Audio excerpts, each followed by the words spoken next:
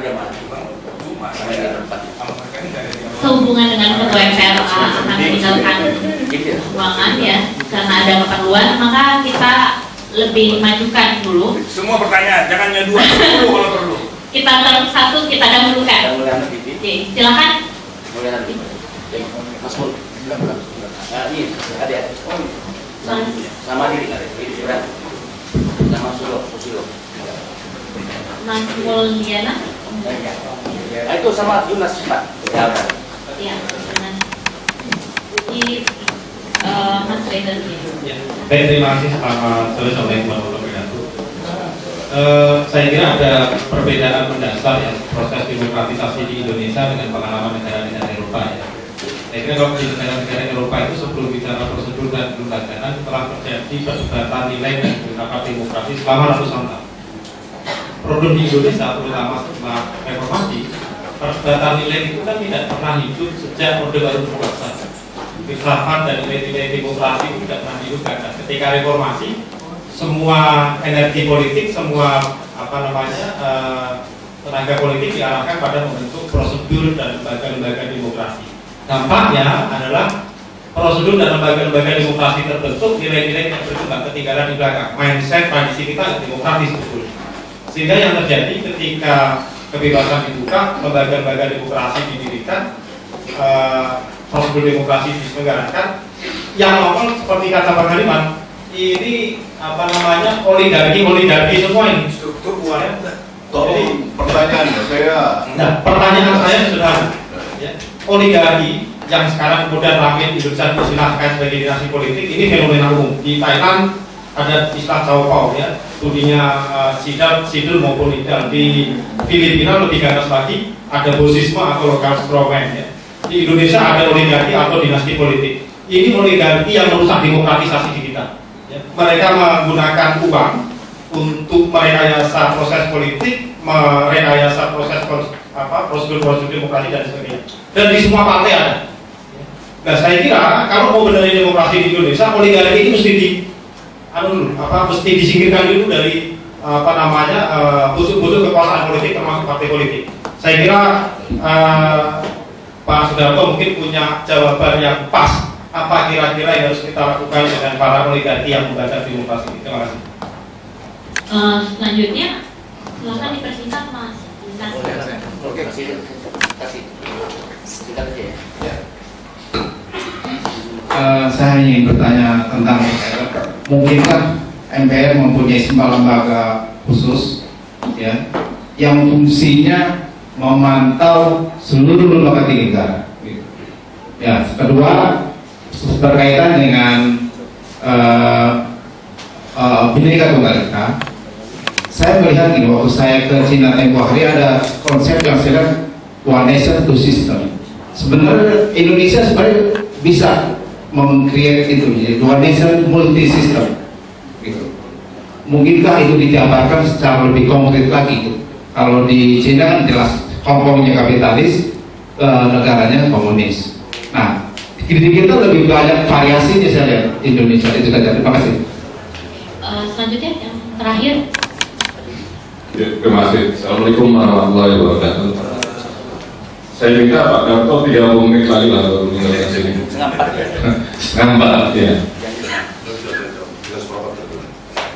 Ya, saya langsung masuk aja masalah judul ini. Sebetulnya judul ini lebih pas kalau demokrasi substansial ini diperhadapkan dengan demokrasi transaksional atau demokrasi survei atau demokrasi popularitas. Kenyataannya sekarang demokrasi kita itu seperti itu. Tadi Bang Ariman sudah menyebutkan ya bahwa yang terpilih ya cuma itu, yang 3 itu, yang bisa bayar, yang bisa mempengaruhi hasil survei atau yang populer. Kalau kita yang aktivis ini memang ya agak susah terpilih, tapi kita harus fight. Kita kan nggak boleh nyerah. Indonesia ini dulu founding father kita membangun demokrasi Indonesia ini yang tadi disebut kerakyatan yang dipimpin oleh hikmah kebijaksanaan dalam permusyawaratan perwakilan untuk mewujudkan keadilan sosial bagi seluruh rakyat Indonesia dengan dilandasi oleh ketuhanan yang Maha Esa. Itu kan sangat luhur. Keadilan dan kesejahteraan ini nggak ada. Ternyata hasil reformasi yang kemudian kita bisa memperkuat demokrasi hanya sebatas demokrasi kebablasan tadi.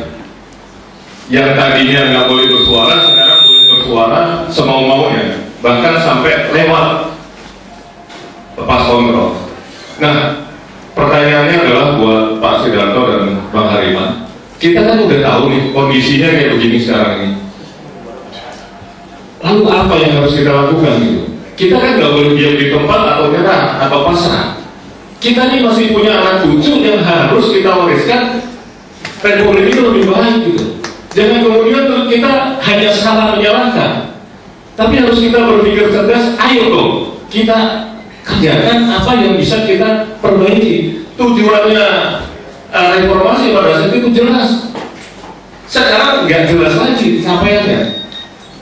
Hanya ngomong bahwa Indonesia sekarang jadi negara demokrasi, tapi nggak ada hasilnya buat rakyat. Nah ini saya kira hal-hal yang masih banyak harus diperbaiki ke depan. Ya kita nggak usah malu lah kalau memang ternyata ketika kita lakukan amandemen juga itu kebablasan, ya nggak boleh malu itu. Sebagai bangsa kita harus mengkoreksi. Wong rumah tangga aja kadang salah kita koreksi, masa sebagai bangsa kita nggak mau koreksi sih kalau salah, masa kita mau terus? Itu saya kira termasuk. Silakan.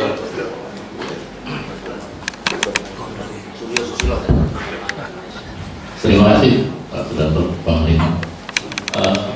Hanya sedikit saja mau menanyakan, kalau dulu zaman Orde Baru Undang-Undang 45 kita sakralkan, sehingga untuk merubah pun kita harus melalui referendum.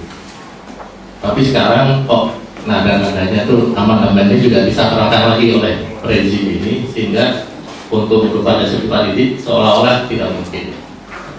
Saya hanya ingin mengatakan apakah sebetulnya ini dimungkinkan untuk memperbaiki, karena saya lihat amandemen ini kebanyakan copy paste pada saat kita buru-buru mengatur amandemen, kita belum tahu apa itu demokrasi, kemudian kita copy paste dari demokrasi Amerika, demokrasi Eropa, semuanya kita tutup-tutupi, sehingga jadilah amandemen yang sebetulnya tidak memiliki jiwa dari ataupun nilai-nilai dari yang kita miliki sendiri. Karena menurut saya demokrasi itu tidak absolut. Demokrasinya Amerika beda dengan demokrasinya Jepang, beda dengan demokrasinya Cina mungkin, tapi beda juga dengan demokrasinya Rusia dan juga beda dengan demokrasi kita. Cina nggak demokrasi. Tapi mereka merasa demokrasi. Demokrasi yang sesuai. Ya, jadi kayak kita musyawarah mufakat kita tinggalkan dengan Wamen Mahfud. Padahal musyawarah mufakat itu adalah win-win solution. Itu harmoni. Jadi di bangsa kita itu tidak mengenal adanya kalah menang. Oleh karenanya ini kekuatan kita, tapi penjajah kalau kelemahan kita adalah kita hanya bisa ada kalau dia domba. Makanya saya juga tidak rela seperti Pak Sidarto katakan akan ada sejarah. Dulu pernah ada Raja Sriwijaya, pernah ada Kerajaan Majapahit, kemudian pernah ada negara Indonesia. Saya rasa itu. Terima kasih.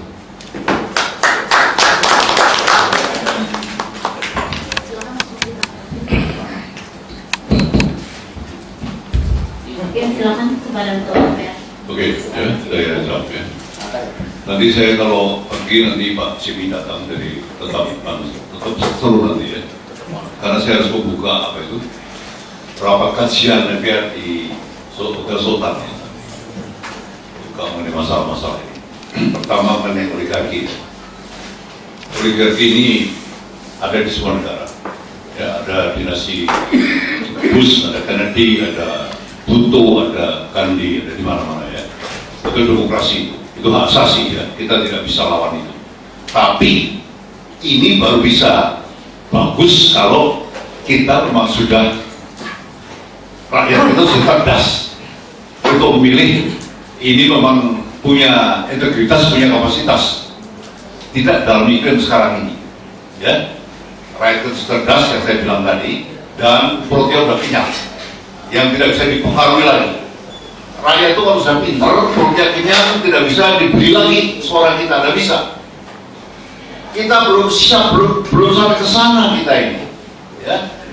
Inilah makanya dulu bapak bangsa, para pendiri bangsa, Boniface itu mewariskan demokrasi Indonesia itu karena dia mengatakan kita belum bisa seperti Barat. Itu dari awal dulu begitu. Kita sudah coba sekian tahun, tapi beginilah jadinya. Tadi dibilang Pak Didi, demokrasi transnasional itu betul sekali. Demokrasi Walipiro itu betul sekali. Pak Didi, kalau you don't have any money ya, less than 500 juta ya, udahlah, nyerah aja lah, saudara. Saya nggak takut-takuti ya, tapi begitulah keadaan sekarang ya.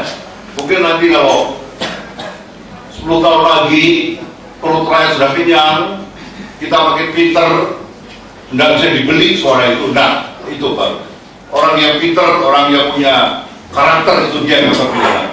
Tapi it takes time gitu ya. MPR ya, pertanyaan kedua tadi, ada satu impian bahwa MPR ini supaya di-upgrade, tidak sekarang ini hanya seremoni begini ya. GBH yang sekarang kita tidak punya,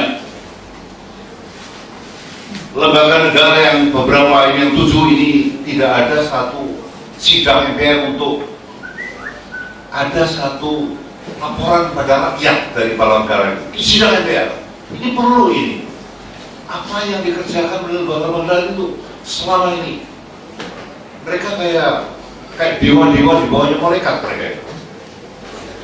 Cobalah mereka bicara di sidang terbuka MPR sekali setahun aja. Apa yang dikerjakan?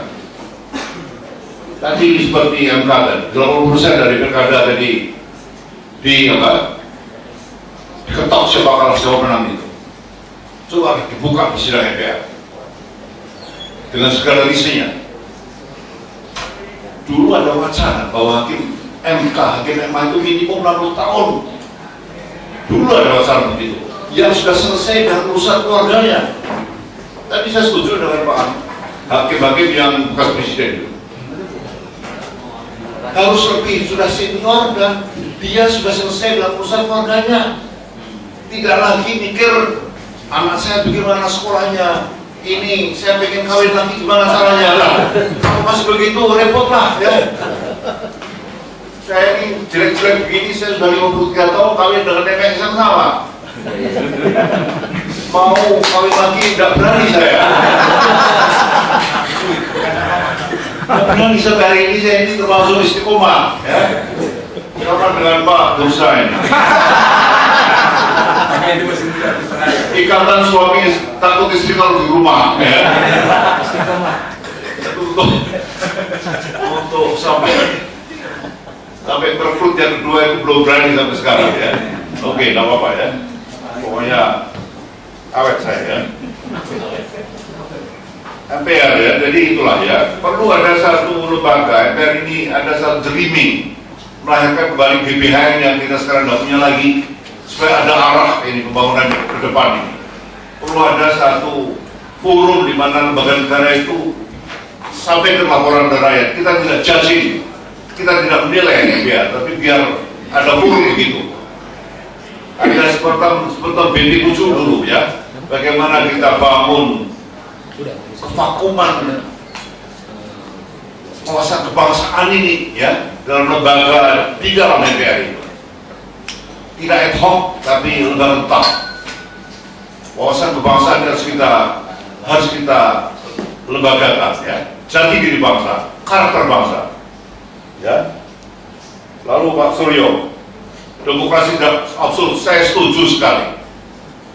Tiap negara itu demokrasinya memang punya karakter sendiri, punya warna sendiri.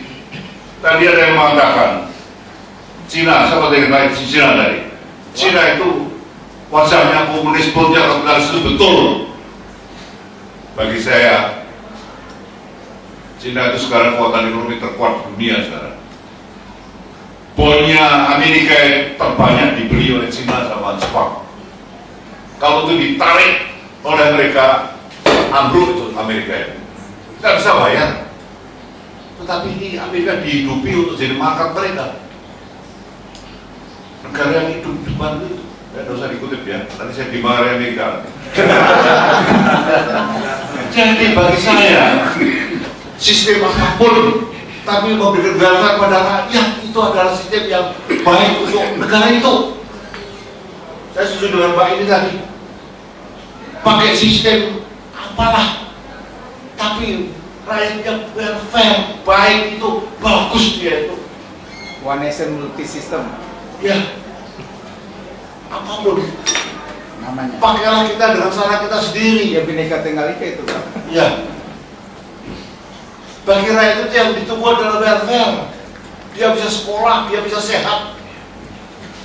Kalau kita bicara berkoar-koar mengenai one vote, one man dan sebagainya, tapi rakyatnya lapar, what for? Tidak. Dosa besar. Banyak negara tidak seagama dengan kita. Jepang itu Shinto agamanya. Tapi sana dilatih dari kecil, kerja keras, cerdas, sopan santun, hai, tanggung jawab. Ada serempetan kereta api tentunya mundur. Dari kecil dilatih tanggung jawab. Kita dilatih untuk pantang mundur. Disuruh mundur juga nggak mau. Saya akan tanggung jawab sampai mati. Waduh, repot ini kalau pantang mundur gini ya. Dia Jepang di Eropa itu kalau dia buat kesalahan, dia mundur, dia arah kiri dia, minum racun, terjun ke jurang ke Presiden Kosor itu. Kita nampak rasa malu dari kecil. Saya ini datang ke Jepang, wakil pimpinan Indonesia masih pimpinan Komisi 1. Ya hai. Kalau saya belum tegak, ini dia belum tegak juga. Dia jadi sopan sama tamu, sama orang tua, sama guru. Cina begitu juga kan? Sama senior, sama orang tua. Di sini guru apa dihormat di sini sama muridnya ini. Gurunya naik ojek, muridnya naik BMW. Gimana? Oh, diserempet lah ojeknya. Inilah yang harus kita tumbuhkan kembali. Ada yang harus kita luruskan mengenai pendidikan pada anak-anak generasi muda ini. Kerja keras, cerdas, ya, sopan pada guru, pada senior, tanggung jawab, rasa tanggung jawab pada pekerjaan. Apapun sistemnya, memberikan welfare bagi saya itu adalah orang nganggur di Eropa itu dapat Social Security $500, betul tak Ustaz ya? Orang nganggur, kalau soal kesehatan pendidikan free udah lama ya. Di Jepang, di Cina, di mana? Brunei juga, lalu di Hong Kong, di Taiwan. Agamanya beda dengan kita ya, tapi mereka memperhatikan rakyatnya. TKI pun digarap dengan bagus. Pernah dengar TKI kita terlunta-lunta di sana? Tidak pernah. Tidak pernah. Itu ya tidak tahu, nanti Pak jangan yang jawab ya. Saya maaf, saya ini harus lari ke lagi membuka acara di MBR, tapi saya semuanya. Tadi kan saya ada cerita, lalu gimana kita kok melakukan ke depan? Solusinya belum. Inilah pekerjaan besar daripada kita semua. Kita mereka. Enggak, palunya lo mau. Kita udah tua. Ini yang muda ini. Muda ini. Padahal Bapak kan pegang palunya nih sebagai ketua MPR kan gitu. Palu tinggal setahun kayaknya. Udah tua saya. Ini adalah pekerjaan Anda semua ini. Dan Bapak kita. Pekerjaan politik ke depan.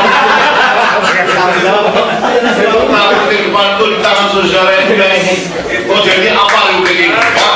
Terima kasih.